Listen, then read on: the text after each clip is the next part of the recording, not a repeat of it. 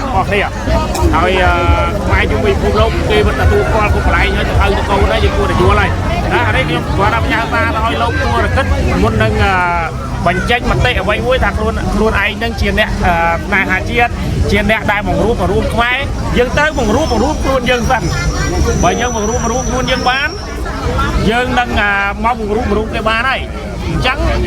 បំផ្លាញអ្វីនៅក្នុងប្រទេសកម្ពុជាឡើងតិចតិចឲ្យរឿងឲ្យមកយើងបានតែខ្ញុំគ្រាន់តែជម្រាបប្រាប់ថា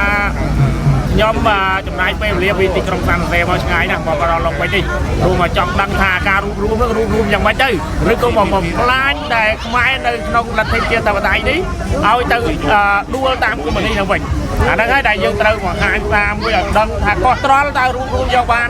អ្វីនៅក្នុងប្រទេសកម្ពុជាបានទេសិទ្ធិមនុស្សមានទេមានលទ្ធិជាតិបតៃទេវាអត់មានតរសោះអញ្ចឹងហើយបានខ្ញុំមកអញ្ចឹងខ្ញុំសូមអរគុណបាទនិយាយដែរវាថាវាមកចង់លើកស្ទួយវប្បធម៌ខ្មែរប៉ុន្តែនៅស្រុកខ្មែរវាអត់មានលើកស្ទួយទេវាបំផ្លាញវប្បធម៌ខ្មែរវាបំផ្លាញអរិយធម៌ខ្មែរដូច្នេះហើយវាមកនឹងចង់យ៉ាងម៉េចវាមកនឹងវាចង់បំផ្លាញ